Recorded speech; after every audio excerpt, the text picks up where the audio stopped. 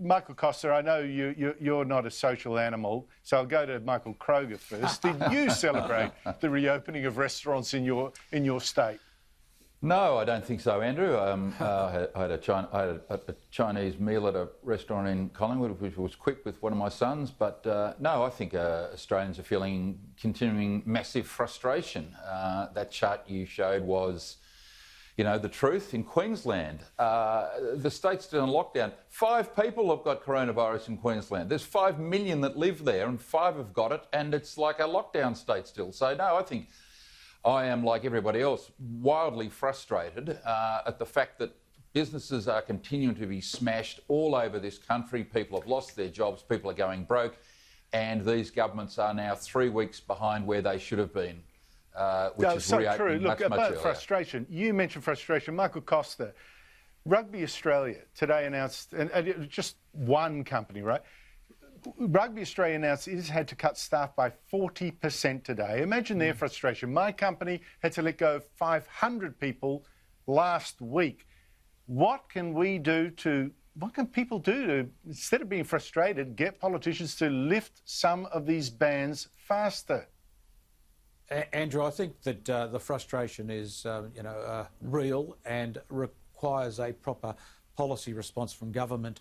I mean, in terms of Rugby Australia, I think they've been suffering from a lot of problems, and you wonder whether that was going to happen anyhow. But that aside, the fact of the matter is that the policy response across the states has been inconsistent, it's full of contradictions, and has no scientific basis. And, what ought to come out of this is a proper inquiry into, the response, the way that we don't have a uniform response, because there's possibility of a second wave or a third wave or another pandemic in the future, and we don't want to go through this again. Look, I take the view that, in the initial phase, given the information that was coming out of China and the WHO, I think they were justified in doing that, even though a number of epidemiologists raised alarms at the time, at the very beginning of this process, indicating that perhaps the data was corrupt or not robust. However, what we've got to do is look going forward. There is no justification having different rules in different states. It's doesn't make sense. I think there is different strokes for different folks, Michael. And I would rather have a competitive situation where you can see one state, like Victoria, going stupid, and another state saying, "No, let's start opening." New South Wales leading the charge. Otherwise, it'd all be frozen in the same model.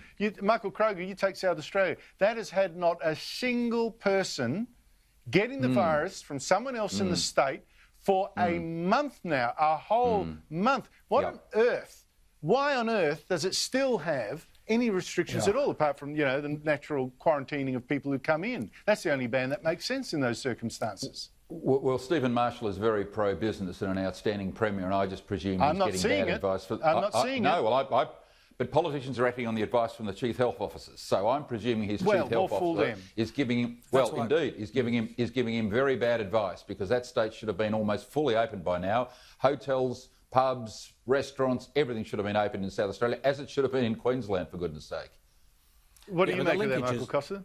Look, Andrew, I just don't think you can have state by state. I mean, the Queensland tourist industry, for example, that depends on the rest of Australia. I mean, we are a national economy, and these things may have made sense from a health perspective, where you had very specific health issues to deal with in certain locations. But to close down states on a non-uniform basis is madness, and the federal government needs to look at the economic consequences of this in a way that sets a framework for any future events.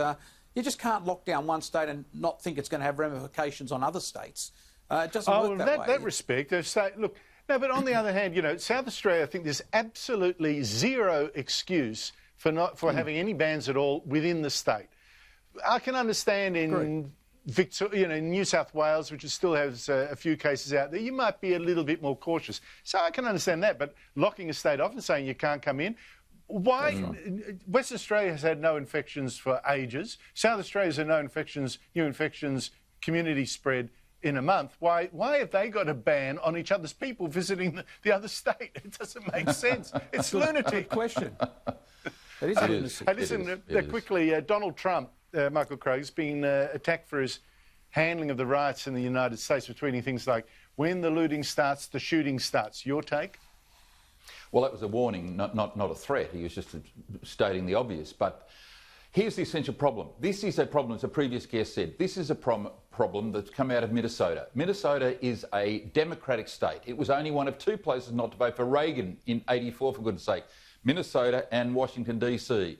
It is a left state, and, you know, all of the national media in America should be, you know, focusing on what is the essential problem in that state. Trump, of course, because his language is insensitive at times, because he's such a big figure, gets all the praise or all the blame, usually the blame. But in fact, this is a problem for that state, and it's a democratic state. And he and the other Republican leaders would spend their time wisely pointing that out. No, but they're desperate to blame Donald Trump, Michael Costa. Do you think this is going to affect the presidential election in November? Well, we've got to also remember that under Obama that we had these sorts of events. I think Ferguson and some other places. Remember, we had race riots in those places and looting.